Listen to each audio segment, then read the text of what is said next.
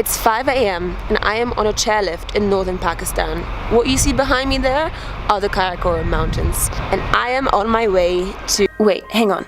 I should tell the story from the actual beginning. Let's go. It all started with a Pakistan Air Force plane. This is the legendary C-130. This thing makes your heart skip a beat, even if, like me, you know nothing about planes. So yeah, my Instagram basically became a set of Mission Impossible for the day. And you know it's one of those planes that you see in movies. Yep, just like an action movie, heading into the unknown with a crew of strangers who would soon become friends. But that wasn't even the best thing. The plane flew right above the jagged peaks of Pakistan's mountain ranges, the Karakoram, the Hindu Kush, and the Himalaya. And at one point, that infamous summit of Nanga Parbat appeared beside us.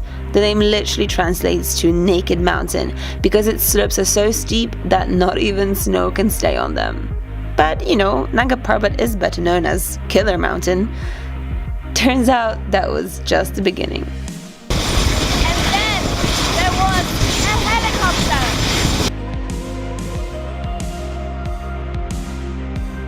You obviously can't hear anything I say, but I just claimed that this is even cooler than the plane. There you have it. Valleys of Lower Hunza in northern Pakistan. And when you're there, it blows your mind. Everything is bigger than you can imagine. The beauty so intense, it's almost heartbreaking. Almost lifeless when you look at it from a distance. And then the lush valleys finally emerge, and you land. And you find yourself in Naltar Valley. Tom Cruise, the Air Force and I have officially stolen your thunder. What I saw next confirmed my suspicions that I found myself on the set of a very real action movie. It turned out that the people I was with were practically superheroes. Last week I ran 3 marathons in 3 countries in a row. 21 50Ks in 21 days, and I currently hold the Guinness record for that achievement. Last year I ran across the Qatar desert. There were 6 sand dunes and it was 30k. It was hard. I won the Gobi Marathon in Mongolia. The Marathon des Sables, which is a 250-kilometer foot race through Sahara Desert. Okay, thanks. And I did the ultra marathon challenge as well. So I completed the ultra marathon on all 7 continents in the fastest time. And I did it in 41 days. And that was tough. Being the youngest to run 7 marathons, 7 continents. In Antarctica. I ran the London Marathon for charity, and I raised over 5,000 pounds for Children's Hospice that I was volunteering for. You want me to talk? Okay. Yes. I'm here in Pakistan to run my 202nd marathon, and this will be my 79th country to run a marathon in. I've run 3 consecutive years, more than 52 marathons every year. Last year I've stepped it up a little bit by running 59 marathons in 58 different countries in a year. And all these people crossed the world and came to Pakistan to take part in one epic adventure. So I guess I should probably tell you what that is, right? Alright, can I finally get back to my original story? It's 5 a.m. and I am on a chairlift in northern Pakistan. What you see behind me there are the Karakoram Mountains. I am on my way to a high-altitude marathon organized by the Pakistan Air Force and Z Adventures. Since it's pretty dark outside and I have to use my phone to light up my face, let me show you how this route actually looks during the day. That's right. The start of the marathon is at the top of this chairlift. But before we begin, I guess like with all of these mountain things, there are some problems that you just don't end up anticipating. Like this. That's the starting line. And that's a herd of cows. But you know what, I think I was the only person paying attention to our furry friends here. Because in the minds of everybody else, this ultra-challenging race was just about to begin. They were getting ready in their heads, they were warming up their bodies, and they were waiting for it to start. I can't imagine that anticipation. Guys, a marathon is no joke. I mean, it's 42 kilometers, and this one is on the unforgiving tracks of Naltar Valley in the mountains of northern Pakistan. Some of these runners are absolute beginners, others are pretty much pros and have beaten world records. Some belong to the Air Force and others have come here just for this one race. So let's wish them luck, and I think they're just about to stop. Pause for a moment to really grasp this scene. All these people from Pakistan and around the world running together in a remote valley in this complex, beautiful country. And that's it, they're off. And as the runners started moving through that difficult terrain at 3,500 meters of altitude, the scene began to sink in for me. We were all here together, in one of the most beautiful places on earth, in a country so misunderstood that most people never chose to see it for themselves. But we were here. Us and the magnificence of Pakistan's mountains all around us. Most of the runners had never been here before, so can you imagine what was going through their heads as they made their way through this epic landscape? You know, the scenes are practically unforgettable, bathed in such spiritual glory that it baffled my understanding. And you see, sometimes the going was easy. The occasions where they could run downhill seemed very rare, but when it did happen, the joy on everyone's faces was more than apparent. But more often than not, it was really, really tough. And not the kind of tough where you're in your bed hitting the snooze button over and over again. I mean really difficult. The kind of tough where you're constantly negotiating with yourself, pushing your own mind to give you strength to take that one extra step, where you're awestruck by the magnificence of what you see around you, but you're also cursing the mountains for how much they demand of you.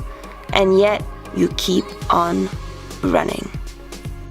And running, and running, or in my case, jumping around, cheering for the runners alongside the village kids, and witnessing some pretty special scenes.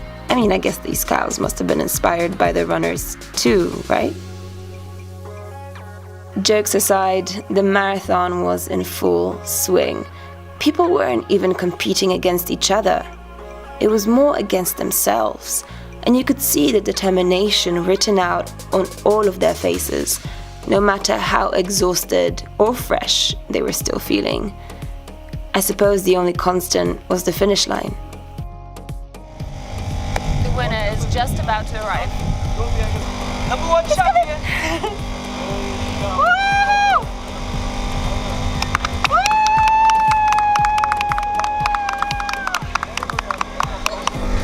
The most shocking thing is that he doesn't look tired at all. Maybe he didn't look it, but this was one absolutely incredible win for Pakistani runners. And afterwards, they started coming in like flies. And here is the second man. And we've got the third. Here's the fourth. And here we've got Steve. And here's the next one. And there's another one. And there was another.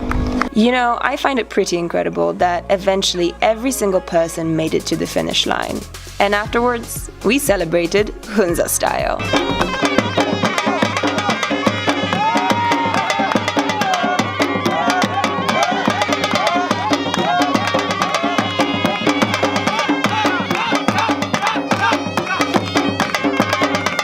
When all the celebrations were done and all the selfies and photos taken, I decided to pester some of the runners and ask them about their experience. Caroline told me that coming here and doing this race, I would fall in love with trail running. I did, and I take that back now, actually. That was probably the toughest challenge we've ever done. It's the most horrific thing I've ever done in my life. Horrific? You yet remain the most positive person I've ever met in my life. And if there's one person I wanted to meet in my final lap, it was you. Yeah, that was cool. Seem quite positive now, but maybe on lap sort of, the last few laps. I have to say, it has been. Yeah, I mean, I knew it was going to be brutal, but goodness me, it was tough. But it was good. I'm glad I've done it. Yeah, no, absolutely. And the fact that we ran that real tough challenge in Pakistan, rather than just like your bog standard marathon, that was That's the hardest trail I've ever done. You won't. I don't think you'll get a better setting for a race. No, that's it. It's astonishing. It's astonishing. And now, and you can appreciate it a little bit more. Now, obviously, we're now chilling and relaxing. So you ready for another little lap? The stroll? I tell you what. I tell you what. The person holding the camera should maybe contemplate seeing how we suffered. So why don't we turn the tables? We'll take the camera and we'll see you. Needs to do 4K, definitely. No way. This girl, we're going to convert her. I think this trip has sort of made her think about it. Think of the views. Think of the hits. Think of how it Amazing. We have 30 international runners who are really, really cool. The track was tough. But you managed to finish it in time. That's a lot of great PR, but I want the real stuff. Okay. Tell me the real stuff. Oh, we're in pain. I'm in pain, a lot of pain. When I walk, I move like a stick man, you know? I am the only penguin in Pakistan at the moment. Yeah, you know, with 30 penguins probably. The people in the village cheering for us. That was the best thing. That's true. The kids down there. It was amazing. Awesome. High-fiving. Yeah, high-fiving. Great. They were an inspiration actually. So, fabulous. Yeah, those kids. Keeps you going. It does. Okay. Thank you so much. Cheers. Bye. So that's it. The race is done. And from what I heard from the runners, it was interchangeably absolutely exhausting, devastating, awe-inspiring, eye-opening, the craziest thing I've done in my life, the best thing I've done in my life.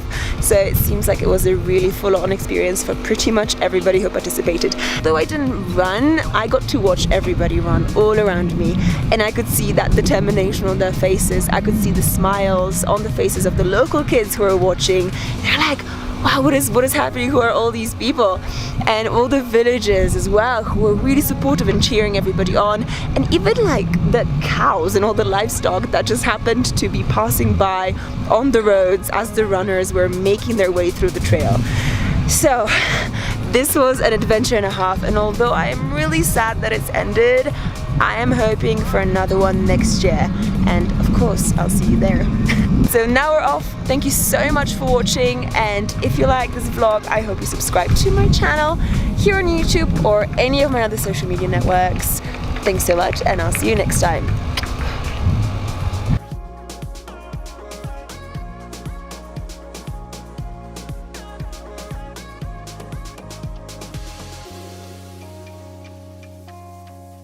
You know what? Maybe I should have made this into a horror movie, not an action movie. Because, guys, this is like pretty... You can't even see anything. This is what makes it even more scary. It's so dark.